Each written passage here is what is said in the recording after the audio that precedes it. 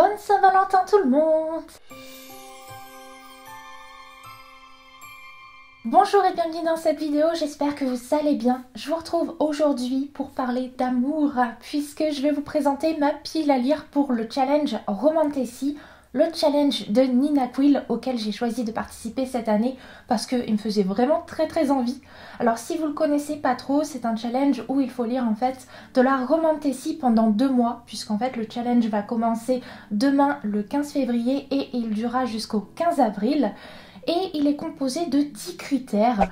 Alors de mon côté, j'ai pas choisi de mettre un livre par critère parce que je me suis dit 10 livres ça va peut-être faire un peu beaucoup. Mais en tout cas, les 7 livres que j'ai choisis pour le challenge, ils correspondent aux 10 critères. Donc c'est bon. Le premier critère, c'est un livre avec une romance enemies to lovers. Donc au départ, ils se détestent, mais finalement, petit à petit, ils apprennent à se connaître et après, ils tombent amoureux. Et là, j'ai choisi Twin Crowns. Oui, j'ai trop envie de lire ce livre de Catherine Doyle et Catherine Weber, publié chez Bayard. On le voit partout celui-là en ce moment et franchement, il a l'air trop bien. Donc, il est temps que je m'y mette et que je découvre l'histoire de ces 2 sœurs jumelles, l'une qui s'appelle Rose et qui s'apprête à devenir reine. Mais d'abord, elle doit se marier avec un prince d'un royaume voisin, royaume peut-être ennemi, mais ils doivent tous les deux s'allier. Donc voilà. Et d'un autre côté, il y a la sœur jumelle de Rose qui s'appelle Rain. Et Rain, toute sa vie en fait, eh bien, elle s'est entraînée afin d'usurper la place de sa sœur sur le trône. Oui, parce que pour elle, c'est le seul moyen d'empêcher, enfin en tout cas d'arrêter la guerre qui a lieu contre les sorcières. Ces sorcières qui l'ont élevée. Donc ça a l'air vraiment cool, de la romance, de l'action, des sorcières, enfin vraiment il me tarde de le découvrir celui-là. Le deuxième critère, c'est un livre avec une créature surnaturelle, donc là on n'était pas obligé d'aller dans de la fantasy pure, juste du fantastique, c'était très bien, et du coup moi j'ai choisi pour ce critère Belle Morte de Bella Higgins, publié chez Hachette, où là il y a de la romance, notamment entre une humaine et un vampire. Voilà, mais avant d'en arriver là, il va y avoir du boulot, puisque dans ce livre, eh bien ça fait 10 ans tout juste que les vampires sont sortis de l'ombre, que tout le monde connaît leur existence et qu'ils sont mais adulés. Il y a même des gens qui veulent à tout prix être leurs donneurs, voilà, afin que les vampires se nourrissent de leur sang à eux. Donc voilà, les vampires ont vraiment un succès fou, tout le monde les adore, sauf Rainy, notre héroïne. Mais Rainy va devoir se faire passer pour une donneuse pour les vampires, parce que en fait, eh bien, sa sœur était donneuse et elle a mystérieusement disparu.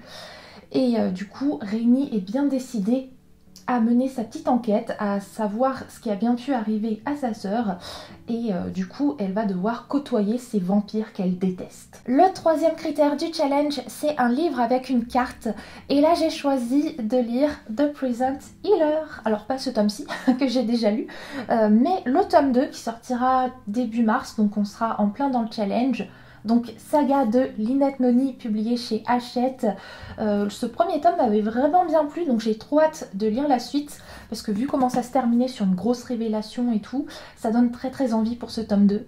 Alors déjà dans le premier tome en fait, on suivait le personnage de Kiva qui était retenue prisonnière dans une prison, mais qui servait du coup de guérisseuse à l'infirmerie de la prison.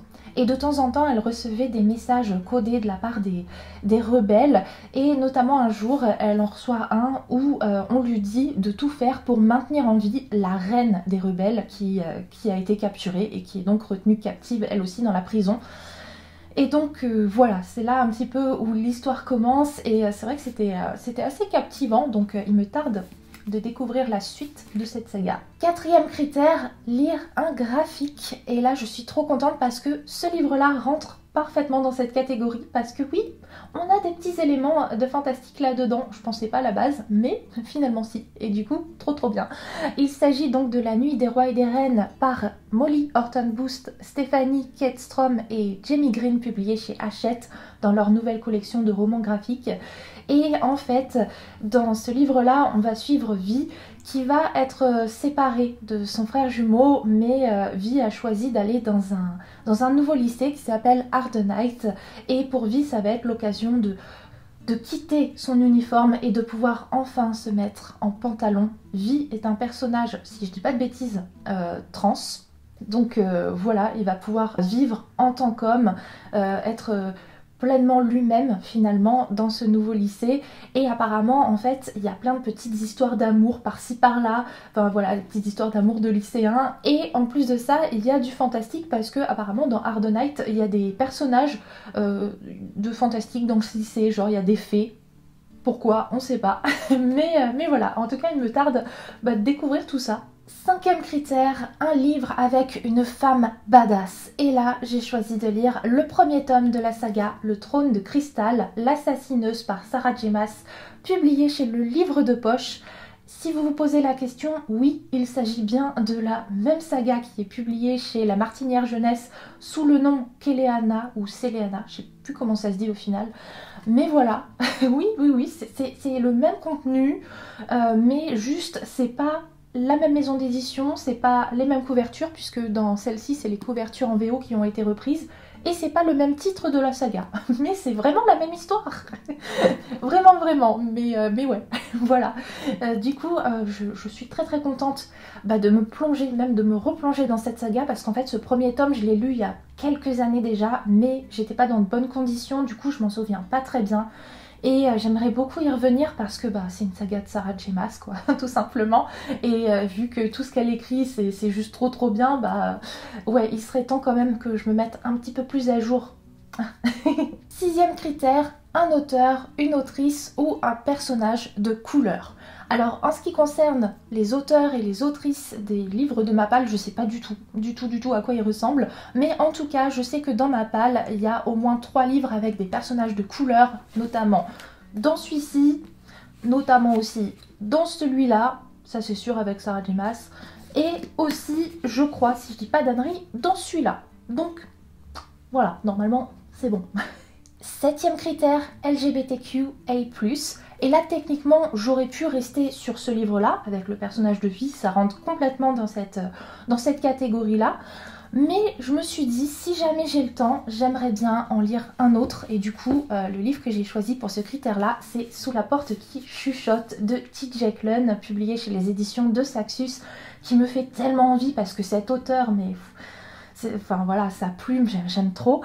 Et dans ce livre-là, on va suivre le personnage de Wallace. Wallace qui n'est pas ce qu'on pourrait appeler une bonne personne, vraiment. Et Wallace, il va mourir. Et en fait, à ses funérailles, il y a la faucheuse qui vient le chercher et au lieu de l'amener là où vont les morts finalement, elle va le déposer dans un petit village où se trouve un salon de thé qui est tenu par Hugo et cette rencontre va changer la vie de Wallace. Voilà, avec Hugo, en fait, Wallace va découvrir un petit peu tout ce qui manquait à sa vie.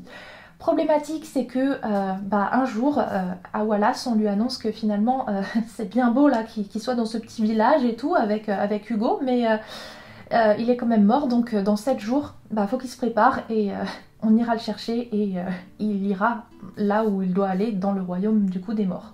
Donc ça a l'air pas très joyeux dit comme ça, mais en fait apparemment c'est assez cool et assez beau aussi, donc trop envie de me plonger là-dedans. Huitième critère du challenge, un livre avec une belle couverture. Et là j'ai choisi Rose éternelle par Ophélie Duchemin, publié chez les éditions Plume Blanche, qui est un livre, si vous vous rappelez bien, qui fait partie de mon Coldwinter Challenge.